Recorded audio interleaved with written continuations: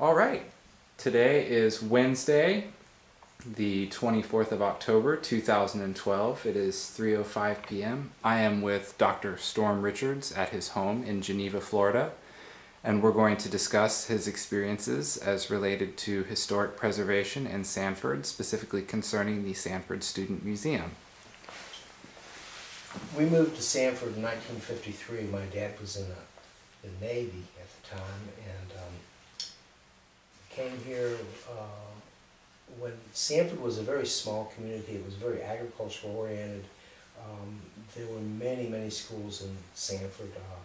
I went to about 4 of them, from elementary school to high school, all in Sanford, and then I went to Seminole Community College, which was its name in the 1970s, and got my Associate of Arts degree, and then went off to the University of Florida and finished my bachelor's, master's, and doctorate at the University of Florida in Gainesville.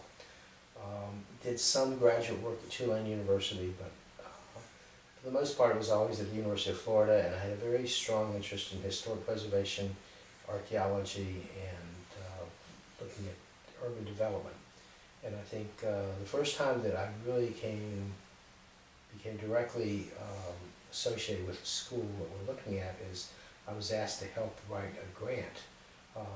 The grant originally was to the Division of Historic Resources, which was part of the Florida Department of State, for doing architectural reconstruction and rehabilitation.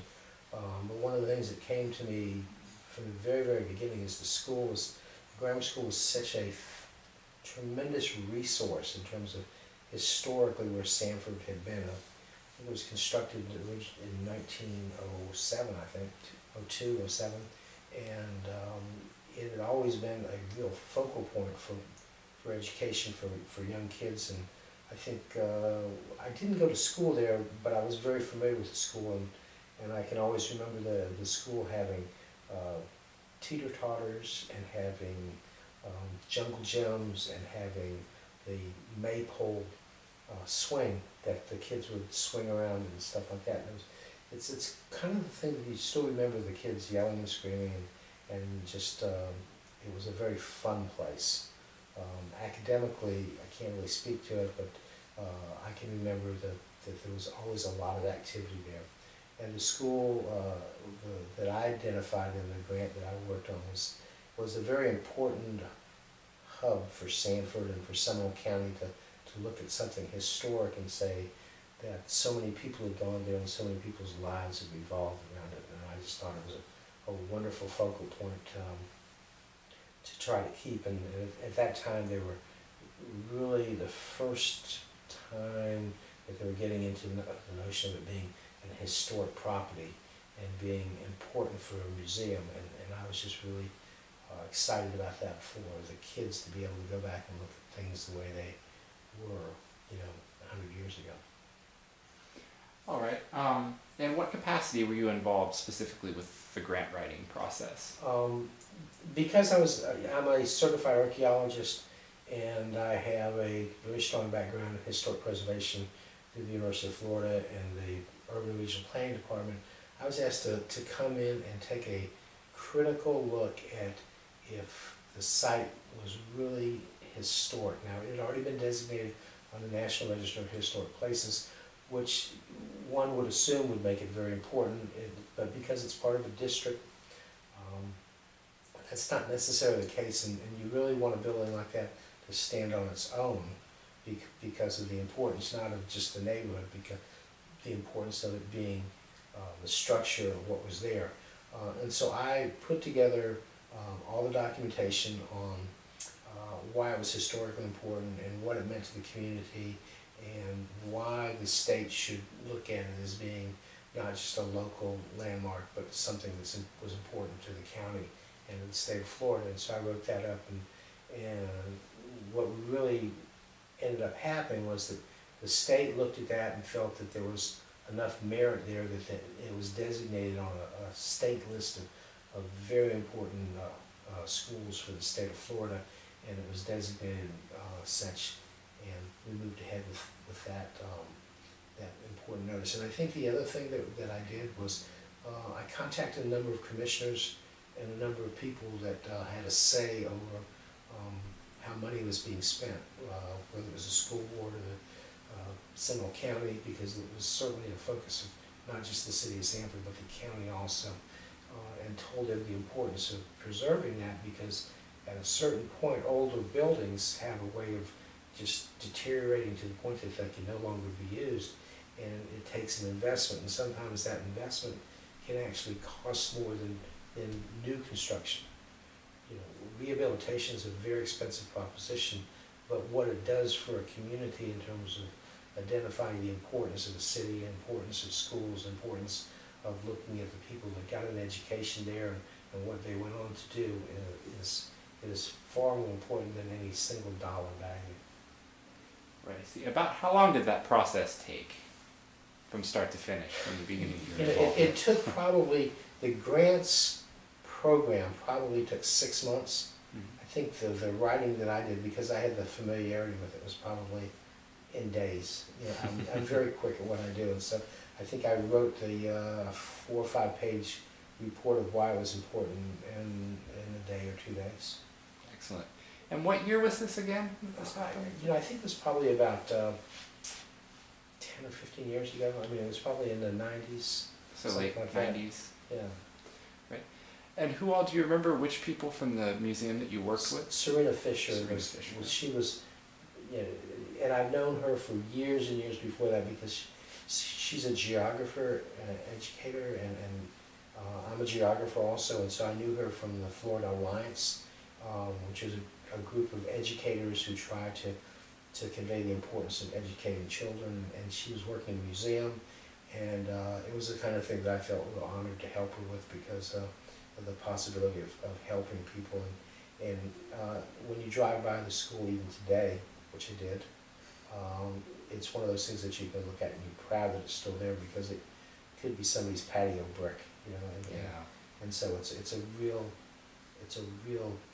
good place for kids to go and look at, this is the way things used to be. Excellent. And were there any other instances in Sanford in which you helped with local historic preservation efforts? Yes, the Hopper Academy, which is the African American school over near the stadium, I put together the environmental assessment and some of the feasibility studies for looking at the rehabbing of that and making that another focal point. And because it was a wooden building and it had a lot of decay, it was really difficult. And the neighborhood didn't lend itself to, you know, there was a lot of transients in the area, and people were sleeping in the school, and people were doing a lot of things that were just destructive. I'm not sure that worked out as well as I would have liked, but it was a real, you know, effort for someone to go over there and say, we'd like to see, you know, this kept for the community. And so I worked on that, and also when I was the senior planner with Seminole County and worked on comprehensive planning, I worked very hard to try to get a conservation element that reflected the importance of archaeological and historic sites in Central Florida, Seminole County. And in the profession that I have now, we do an awful lot of work in Seminole County. I work at the airport, the Orlando Sanford Airport, where we've identified historic sites and we've identified preservation concepts for them. I know we've worked with the Division of Historic Resources on the railroads that existed there that came from the 1900s, when they were shipping an awful lot of produce out throughout the state, throughout the different parts of the country. And so I've, you know, worked a lot on different aspects in Seminole County, or cultural resource assessments or evaluations of both historic and archaeological resources, you know, for the county, and provided that information to the state of Florida. Excellent. Now here's a little bit of a different question. In your experience working in Seminole County and, you know, living here and growing up, how has it changed environmentally? You know, what do you think probably are the biggest ways that it's changed? You know, I think the interesting part of that story, and it just hits me immediately, is how recently, this year, someone burnt down the big tree, and they got inside the tree and they lit it on fire, and you have a tree that's older than the 1400s, before Columbus land in this country. The tree was there, and they burned it up and destroyed it, and it was considered an accident, and it was considered of no great significance. And I can remember riding my bike out to the big tree when I was a child from Sanford. It's probably halfway between Sanford and Longwood on 1792. I can remember there was a wonderful book written by Gardner. It was called Ezekiel's Travels. Mm-hmm. And Ezekiel, a little black boy, rode his bicycle out to the big tree, and they documented that in the 1930s. Wow. You know, and they burnt this tree up, and it was considered just kind of an accident. So what? And I think that really has an impact. You know, yeah. The other thing that I can remember that's changed so much is when I was very young, I used to ride my bike down to the band shell and to Lake Monroe, and used to fish there. And it used to be just the band shell and just the seawall. And you know, in the last 25 years, you know, they built hotels there, and they built mixed-use development there that have had varying degrees of non-success. But it's taken away much of the character. You know, I can remember when the zoo was in downtown Sanford, and you know, it was a very small zoo, and certainly not like the really nice complex they have now. But Sanford was where, you know, the libraries were there, and it was a place that kids went and young people went, and it was just very different. The Civic Center was a big deal, and they had dances every week, and it was just, you know, it was a place that people went all the time. And I don't see that in Sanford anymore. You think some of the character is gone? I think the character, you know, and I think that, you know, its environment and its neighborhood and its just the changes that have taken place. You know, I can remember the parades in downtown Park Avenue, and just, you know, very large parades that everybody in the community got involved in. And we have something like that now, but it really isn't, which is, you know, an agglomeration of people with big bands, and crazy things happen from early afternoon to way late in the evening. And it's not something that I'm interested in participating in, but, you know, probably there are a lot of people that do, but it's very different than what I was raised in Sanford. Yeah. As far as developmentally, what effect do you think that the arrival of like Disney Corporation and things like that, you know, had on the change, if any? Yeah, Disney is a very large beast, and it has a lot of beasts that have attracted to it, whether it's the whale beast or the, you know, any number of other international destinations. And I think that it's affected probably not just all of Florida, but the Southeast, the #1 tourist destination, you know, in the world. And I think it makes Interstate 4, which used to be a wonderful opportunity to go to Orlando, and you could just get on the interstate and 10 minutes later you're in Orlando. And today it's questionable if it functions at all. You know, we have a toll road system, which I guess an aside to that, I was deputy director of the tollway facility before they actually started developing it. And it was supposed to relieve traffic and make traffic a lot different in Central Florida, but Central Florida is so densely populated that there's probably nothing that's going to significantly change that. You know, whether it's a rail system that they will put in, it'll cost billions of dollars, and whether it's increasing laneage on I-4 or whether the Greenway builds out, it's not going to make the quality of life significantly different, in my opinion. You know, that's just part of the price you pay. Yeah. Just out of curiosity, how many lanes did I-4 used to be? You know, I think it was only 6, divided 6. Divided 6? Yeah. It had fewer ramps, and so they put more ramps and more access, and the speed is much quicker today than it's ever been.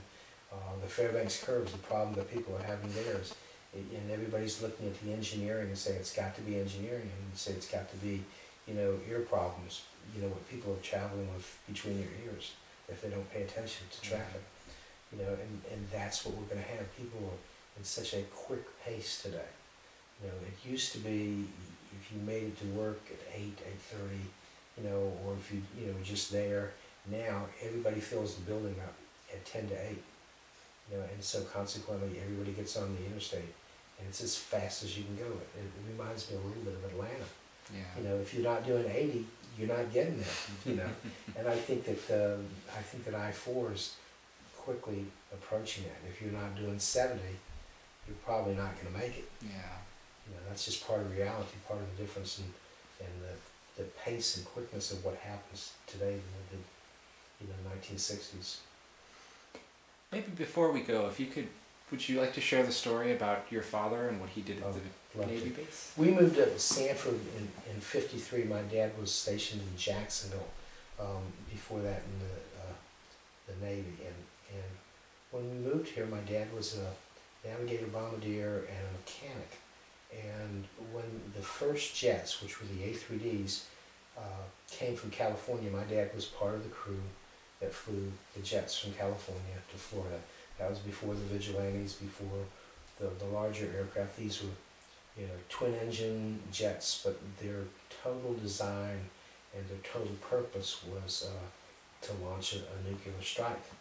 And part of what the Orlando Sanford Airport today has the bunkers that they kept the nuclear weapons in, that they were going to load on board the A3Ds and go to Cuba. And my dad was the slim pickings, I guess, of the aircraft, because it was his job to arm the nuclear weapons, to go back into Bombay and hand arm the weapons with, a detonation device that they screwed in the nose of the bomb, and that was his job. And it was very, very stressful, and, at the time I can, just barely remember. I guess I was probably about 6 or 7 years old, that all these young kids from the Navy would come over to the house and they would have parties and stuff. And what they were doing was the vanguard of changing the world if they had to. And they all agreed to that's what they were going to do. And my dad was a really big part of that.